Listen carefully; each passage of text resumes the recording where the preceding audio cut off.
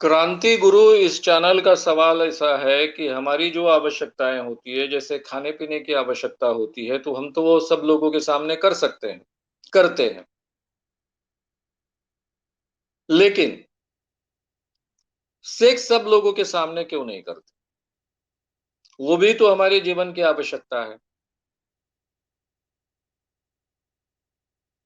अब इस सवाल का जो जवाब है, तो मैं थोड़ी उल्टी उसकी शुरुआत करता हूँ। प्राणी जगत में और इंसान में एक बेसिक फ़र्क है। बाकी का प्राणी जगत, इंसान छोड़कर करीबन इस दुनिया में जीते वक्त एक नेचुरल इंस्टिंक्ट के अनुसार जीता है। इंसान भी इसी प्राणी जगत का हिस्सा है। जैसे बाकी प्राणी निर्माण हुए, उसी से उत्क्रांत होकर इंसान का जन्म हुआ। शुरुआत के दिनों में इंसान में और प्राणी जगत में ज्यादा अंतर नहीं था जीने की प्रक्रिया। वो भी नंगा धड़ंग रहता था, कपड़े नहीं पहनता था। पहनेगा कहां से? कपड़े क्या चीज होती है ये भी उसको पता नहीं था। लाज ये चीज क्या होती है ये भी उसको पता नहीं था। भाषा नाम की कोई चीज थी नहीं। इंसान को कोई भी चीज अपने आप नहीं मिली। तो शुरुआत के दिनों में ये जो दो पैरों का जानवर है, ये पृथ्वी पर जो विचरण करता था, नंगा धड़ंग रहता था, नेचर में जो भी चीजें मिलती है, फल हो, फल खाता था। प्राणी को पकड़कर मारकर उनका कच्चा मांस चबा जाता था।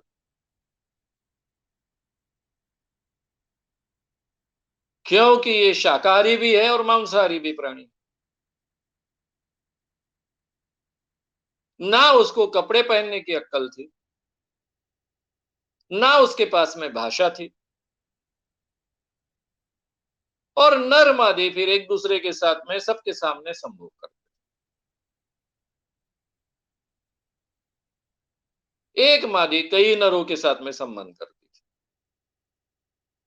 एक नर कई मादियों के साथ में एक दूसरे के साथ में संबंध करता।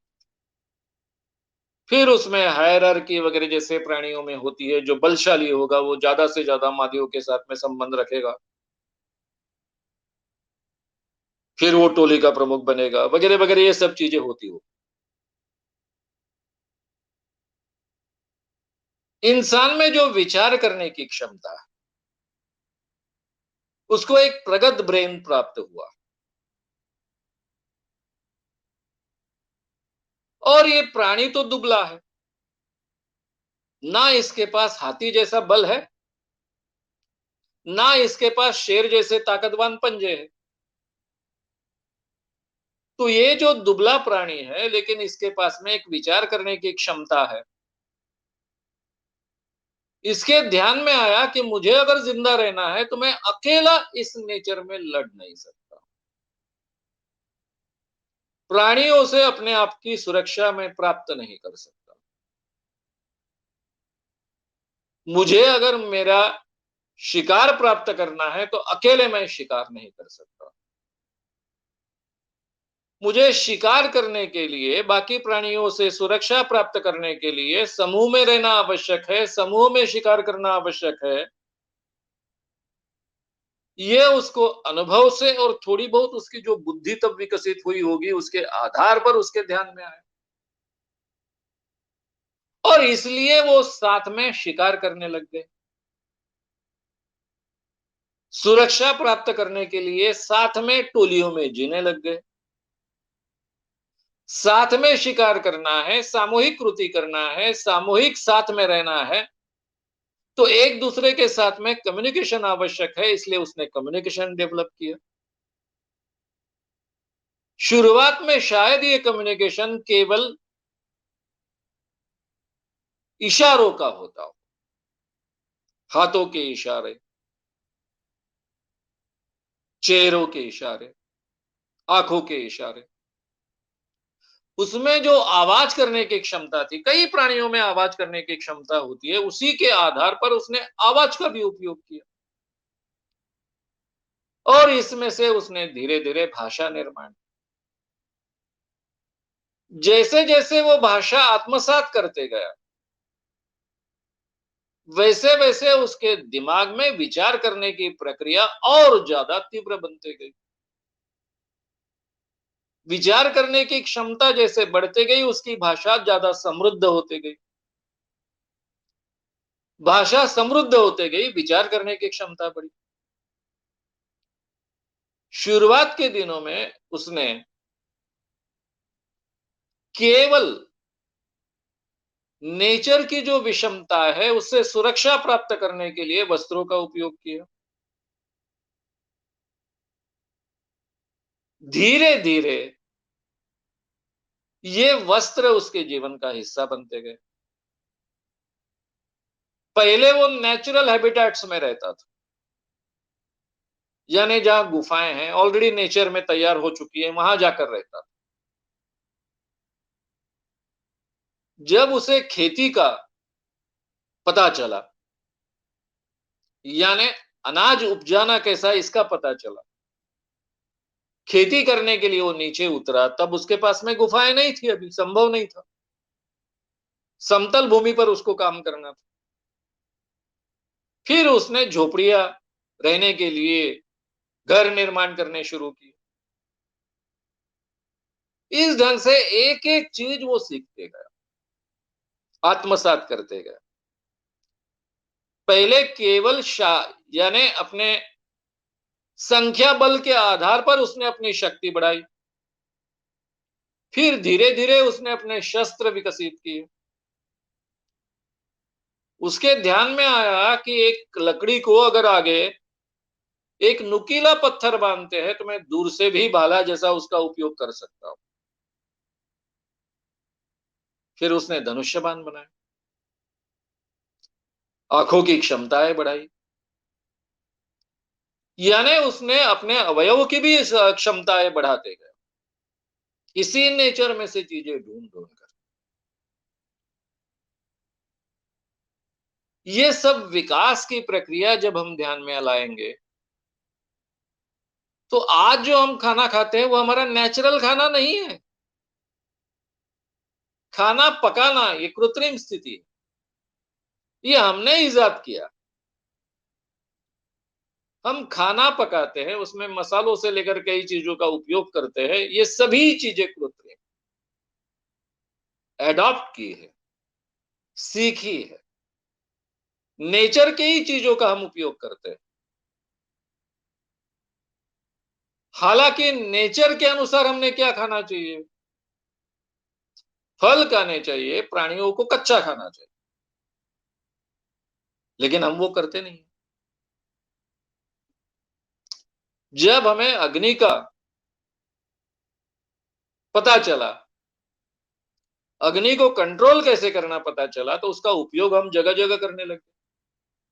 केवल उजाले तक वो सीमित नहीं रहा। हम पहले प्राणियों का मांस उसमें भांज कर खाते थे, फिर धीरे धीरे हमने खाना पकाना शुरू कर दिया, पकाकर खाना शुरू किया, उसके अलग अलग व्यंजन बनाना हमने शुरू किया। ये सभी इतने सालों से हम जो दिमाग का उपयोग कर रहे हैं, प्रयोगशील है, प्रयोग कर कर देखते हैं, उसके आधार पर हमने ये विकास की हुई बातें। इसमें ज्यादातर हमने बहुत अच्छी बातें निर्माण की और कुछ बुरी बातें भी निर्माण की। अंधविश्वास के कारण हम नरबली भी देते गए, क्या क्या भी करते गए। तो ये हमारा पूरा विकास का इतिहास है, वो मिला जुला इस ढंग का इतिहास। इसलिए आप जो कहते हो कि हम जब खाना खाते हैं तो सबके सामने खाते हैं, ये भी 100% सच बात नहीं।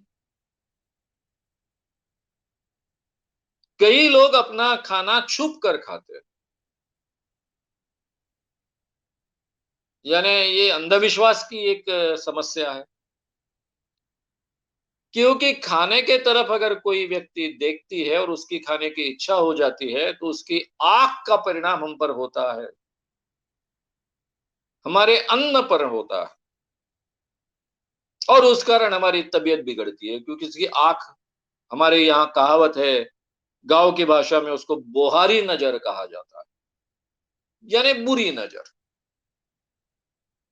तो बुरी नज़र ना पड़े इसलिए छुप कर खाना खाना। आज भी ऐसी कुछ कल्ट्स है कि जो ऐसा मानती है कि दूसरे के मन का प्रभाव अपने खाने पर पड़ता है, इसलिए सबके सामने खाना नहीं चाहिए। लेकिन ज्यादातर हम सामूहिक भोजन करते हैं। कई कल्चर्स में सामूहिक ऑर्गीज चलती थी, आज भी कहीं कहीं चलती है। तो वहां सामूहिक संभोग होते थे। भारत में एक शाक्त परंपरा थी जहां सामूहिक ऑर्गीज चलती थी।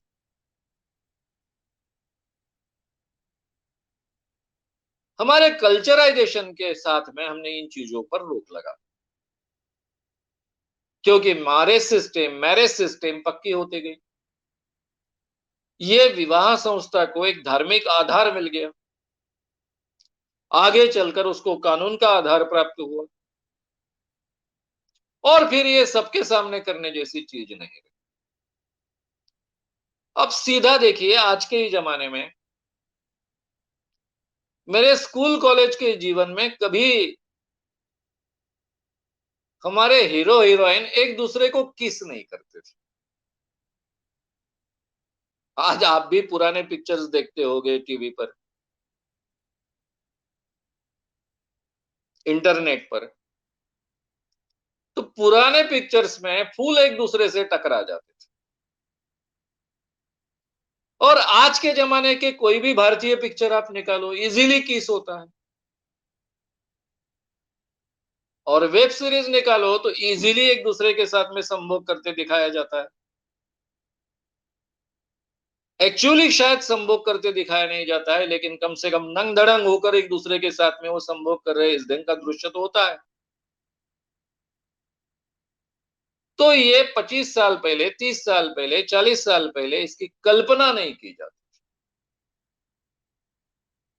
तब के उस जमाने में इंग्लिश पिक्चर्स में खुलकर किस किया जाता था। मेरे स्कूल के जीवन में हम बहुत इंग्लिश पिक्चर देखते थे। मैटिनी में इंग्लिश पिक्चर लगने का रिवाज था उन दिनों। मैटिनी यानी इंग्लिश पिक्चर, यानी कम से कम हमारे वर्धा में ये स्थिति थी। तो हम जब भी इंग्लिश पिक्चर देखने को जाते थे तो वहां किस, जो किस हमारे समाज में हमें कभी देखने को नहीं मिलता था। और आज वो पिक्चर्स में इजीली देखने को मिलता है। 80 की बात है, 1980 की।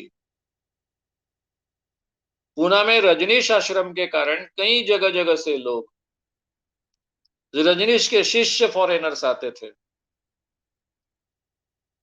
और पूरे पूना में कहीं भी एक दूसरे को किस करते थे। तो उसकी कितनी चर्चाएं होती थी उन दिनों में। मैं पूना में पत्रकार कर बिल्कुल 1980 में ज्वाइन हुआ था। रजनीश वापस आ गए थे अमेरिका से, फिर से आश्रम में चहल पहल शुरू हो गई थी। बड़े पैमाने पर आश्रम में लोग आने शुरू हो गए थे। नहीं, शायद वो अमेरिका जाने के पहले की बात है। ये अमेरिका जाने के पहले की बात है 80 की। जब मैं पूना में था तभी वो अमेरिका चले गए थे। तो उन दिनों में ये इतनी चर्चाएं होती थी रजनीश के आश्रम की। राहुल नाम का थिएटर था, वहां केवल इंग्लिश पिक्चर्स लगते थे, पुना का। और मैं पत्रकार कर मेरी प्रेस की ओर से प्रेस कॉन्फ्रेंसेस अटेंड करता था, प्रेस शोज अटेंड करता था। तो इंग्लिश पिक्चर के प्रीमियर में बालकनी में हमारे टिकट्स होते थे पत्रकारों के, और रजनीश आश्रम के कई लोग वो टिकट्स लेकर वहां पर आते थे। बहुत बड़ी बालकनी थी राहुल की, और हमें कई बार दो दो पिक्चर देखने पड़ते थे, एक सामने का पिक्चर देखो और दूसरा आसपास का पिक्चर देखो। तो एक हाथ दूसरे बार नहीं, कई बार ऐसा हुआ कि ये रजनीश के जो शिष्य है वहां पर वहीं पर एक दूसरे के साथ में संभोग कर रहे हैं। तो आखिरी में हम पत्रकारों को कहना पड़ा कि जब भी पत्रकारों का प्रेशो आप रखते हो तो हमको जहां सीट्स देते हो उस पूरे बालकनी को फिर खाली रखिए, कम से कम रजनीश के शिष्यों को यहां प्रवेश मत दीजिए। हमें दो दो पिक्चर देखने पड़ते, यहां तक नौबत आ गई। उस बात की बहुत चर्चा भी हो रही थी। तो हमारे लिए ये बहुत नई चीज थी, अभी के कल्चर में नई चीज थी। लेकिन शुरुआत में तो हम ऐसे ही थे, खुले में ही सेक्स करते थे, छुप कर सेक्स नहीं करते थे, सबके सामने करते थे। तो ये हमारे कल्चराइजेशन का हिस्सा है। हम नेचुरल तरीके से जी नहीं सकते हैं, जीना चाहे तो भी हमारे लिए संभव नहीं। फिर हमें कपड़े छोड़ना पड़ेगा, सब कुछ छोड़ना पड़ेगा, शायद फिर चश्मा भी नहीं पहनना चाहिए हम। तो हमने नेचर से ही चीजें उठाकर अपनी जिंदगी को संवारा है, विकसित किया है, डेवलप किया है, आधुनिक बनाया है, उसका ये हिस्सा है। सेक्स करना नहीं करना ये प्राइवेट होना चाहिए। हमने क्या खाना क्या नहीं खाना ये हमारा चॉइस होना चाहिए, उसको छुपा कर रखने की कोई आवश्यकता नहीं। अब कुछ समाज में मैंने आपको उदाहरण दिए कि रजनीश आश्रम के लोग, सबसे बड़ा पूना के लोगों का वही ऑब्जेक्शन था ना कि ये कहीं भी किस करते हैं, और किस तक तो ठीक है, पिक्चर में भी देखते हैं तो यहां भी देख लिया, बात खत्म हो गई, लेकिन कहीं भी ऑर्गिज भी करना शुरू कर देते हैं, ये तो ऑब्जेक्शन का विषय था। फिर बच्चों पर ये प्रभाव होता है वगैरह वगैरह, ऐसी बातें मैं यहां नहीं करता। तो हमारी अपनी एक सभ्यता की कल्पना होती है, कल्चराइजेशन की कल्पना होती है, और इन धारणाओं को लेकर हमें चलना होता है। तो उसमें की जो अच्छी धारणाएं हैं उसको हमने स्वीकारना चाहिए। सेक्स रोमांस ये प्राइवेट हिस्सा है, जब तक मैरिज सिस्टम है तब तक तो वो प्राइवेट हिस्सा रहने ही वाला है, तो सबके सामने होने की आवश्यकता नहीं है, ये कोई डेमोस्ट्रेटिव चीज नहीं है। खाना हम एक दूसरे के साथ में शेयर कर सकते हैं इजीली, तो सबके सामने होने में कोई गुंजाइश नहीं। हम एक नियम सब जगह नहीं लगा सकते, ये हमेशा हमें ध्यान में रखना होगा। हर जगह हमें उस समय के अनुसार, परिस्थिति के अनुसार हमारे विवेक का उपयोग करना होगा। हर एक को हमने एक मापदंड लगाया जा सकता है, एक लिटमस पेपर लगाया जा सकता है कि यहां कहीं मनुष्यता की हानि तो नहीं है। जो अमानुष है, अमानवीय है, मनुष्यता की हानि करने वाला है, उसका हम विरोध करेंगे। लेकिन ऐसी कोई बात नहीं है तो उसके तरफ हम उतना ज्यादा उसको महत्व नहीं दें। अब दूसरों ने क्या खाना चाहिए क्या नहीं खाना चाहिए इस पर अगर कोई बंदिश लाना चाहता है तो वो हानि है, वो अमानवीय व्यवहार हो गया। तो वहां हमने जागरूकता से विरोध करना चाहिए। कोई अगर सबके सामने किस करना चाहता है तो ठीक है भाई, पिक्चर में भी देखते हैं, यहां भी किसी ने किसी को कर दिया, बात खत्म, बात हो गई। यहां तक हम एक्सेप्ट कर सकते हैं, और आजकल हम एक्सेप्ट करने लग गए। मेरे स्कूल कॉलेज के जीवन में तो कल्पना नहीं की जा सकती थी कि खुले में कोई एक दूसरे को किस कर रहा है। तो समय के अनुसार कुछ चीजें बदलती है। लेकिन हर चीज इस ढंग से बदले, इसकी आवश्यकता है नहीं है, इसका विचार कर कर हमने सोचना चाहिए। तो इन शॉर्ट खाना यह प्राइवेट होने की आवश्यकता नहीं है। मैरिज सिस्टम जब तक है तब तक सेक्स ये प्राइवेट होने की आवश्यकता है। इसलिए वो उसी ढंग से चलनी चाहिए, कम से कम आज के ज़माने में इतना हम तो डेफ़िनेटली कह सकते हैं।